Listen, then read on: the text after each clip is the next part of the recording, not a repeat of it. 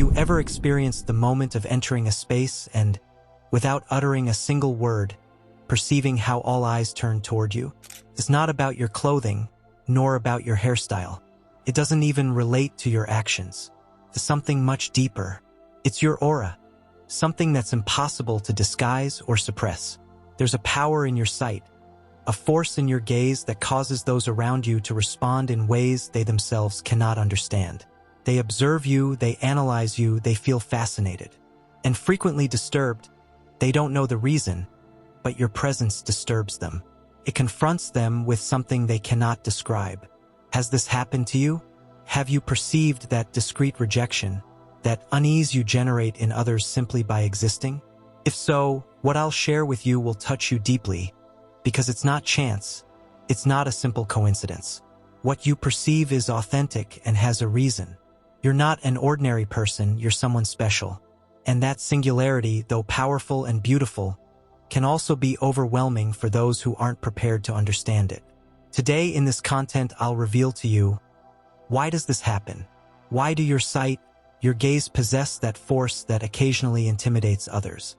It's not because there's something wrong with you. On the contrary, it's because you possess something extraordinary, something that's intimately linked with the cosmos and the spiritual laws that govern existence. And that's what disturbs those who aren't aligned with their true essence. By the end of this content, you'll not only have understood why you experience these reactions, but you'll also discover how to accept and use this gift for your personal development, for your own evolution. Therefore, stay with me until the end, because what I'll share with you has the potential to transform your existence. Before delving into the reasons for your difference, let me tell you a brief story. It's a tale that may seem familiar to you, the story of someone who, like you, has existed in that intermediate space between being seen as peculiar and feeling misunderstood. Her name is Lucia. Since childhood, Lucia had always experienced that she didn't harmonize with the rest. Regardless of her efforts, there was something in her that others detected as strange, something they didn't know how to handle. At school, she was a quiet, contemplative young woman, but her peers avoided her. "She's too deep," they commented. "She always seems to be reflecting on other topics." With the passage of time, Lucia became accustomed to that feeling of loneliness in the midst of crowds. It wasn't necessarily painful, but it was confusing. She didn't understand why people responded that way to her. "I don't make mistakes," she constantly repeated to herself. However, despite everything, the looks, the whispered comments, the uncomfortable reactions persisted. On one occasion, while walking through a library, she found a text about spirituality and inner growth. It wasn't something she had deliberately sought, but something about the title attracted her. She began reading, and suddenly everything became clear. The text described people who, like Lucia, possess a particular connection with the spiritual, with the profound. Individuals capable of observing beyond the apparent, of detecting energies that the vast majority are unaware of.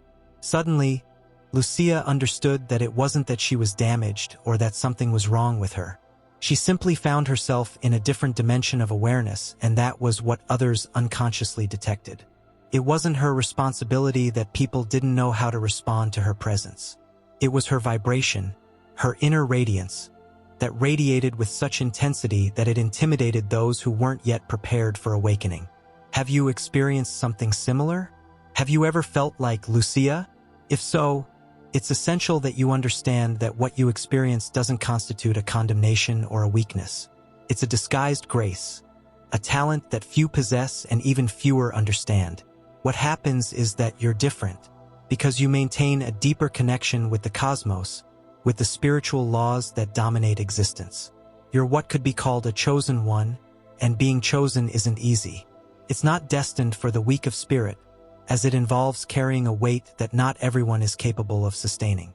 Being chosen indicates that you possess a purpose in this existence.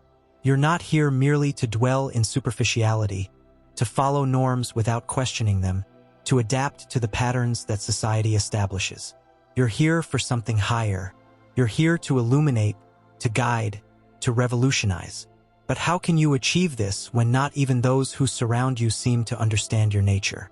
Here arises the authentic challenge. because being chosen also means being misunderstood.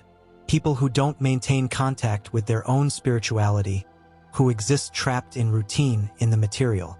They don't know how to manage someone who is so deeply linked with something superior. And it's at this point where your eyes play a fundamental role. Your eyes aren't only doors to the soul. They function as reflections. They return reality, a reality that others aren't always prepared to contemplate. That reality can terrify. It can disturb because it reminds them that there's something beyond what they can control. Your gaze reveals to them what they've been avoiding. Their own fears, their doubts, their separation from the spiritual. And for that reason, some feel disturbed in your presence. It's not that you constitute the problem, it's that what they observe in you confronts them with what they don't want to acknowledge about themselves. But don't be mistaken. It's not your job to make others feel calm. It's not your obligation to reduce your radiance so that others don't feel threatened. On the contrary, your purpose is to radiate with greater intensity. The more you shine, the more you'll attract those who are prepared to awaken, to observe what you observe, to experience what you experience. And those people, those who vibrate at your same frequency, will be your journey companions, those who will advance with you on this path of development and transformation. Now, I want us to talk about something very relevant. What does it mean to be chosen in spiritual terms? It means you possess a dimension of elevated consciousness, that you're more connected with the universal laws that govern life. Spiritually disconnected people dwell in a state of fear, of scarcity, of permanent struggle. They perceive themselves locked in their lives, unable to see beyond what their physical eyes present to them. You, on the contrary, have been blessed with the ability to perceive beyond appearances. You recognize that the universe is much broader, much more intricate, and simultaneously, much simpler than most consider. One of the most crucial norms that governs our existence is the law of magnetization. This law establishes that what you reflect upon, what you experience, and what you trust in materializes as your reality. It's not an abstract or mystical concept. It's a fundamental law that functions constantly, whether you're conscious of it or not. If you direct your attention toward fear, you'll magnetize circumstances that strengthen that fear. If, on the contrary, you center your attention on security, on prosperity, on affection, you'll magnetize circumstances and people who vibrate at that same frequency. As a chosen one, you carry a great obligation. You're not only here to experience your existence passively. You're here to be a conscious architect of your reality. Each reflection you generate, each feeling you experience is shaping your world. And here lies the authentic power. By mastering the management of your energy, by orienting your reflections and emotions deliberately, you can revolutionize your life in ways you would never have conceived. Now I want you to pose a question to yourself. Are you prepared to assume that power? Because being chosen isn't merely a title, it's an obligation. You cannot continue dwelling in unconsciousness, blaming the external environment for your difficulties. You must assume responsibility for your own energy, for your own creation. And when you do it, when you truly accept that you possess the power to create your reality, everything transforms. Others' looks no longer impact you in the same way. You stop worrying about their opinions because you understand that what they perceive in you is simply a mirror of what they cannot accept in themselves. I invite you to write a comment below and tell me if at some point you've experienced that your energy influences others in ways you can't always manage. Have you felt separated, perhaps even excluded? Because what I want you to understand is that you're not alone in this situation.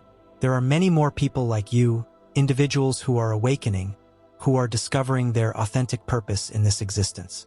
And if this content has connected with you, if you perceive that something inside you has clicked, I invite you to join the channel because this is just the beginning. Together we'll examine these matters more deeply. We'll discover how we can use our energy and our spiritual connections to experience a more complete, more genuine life. Remember, your gaze isn't threatening, it isn't terrifying. It's powerful.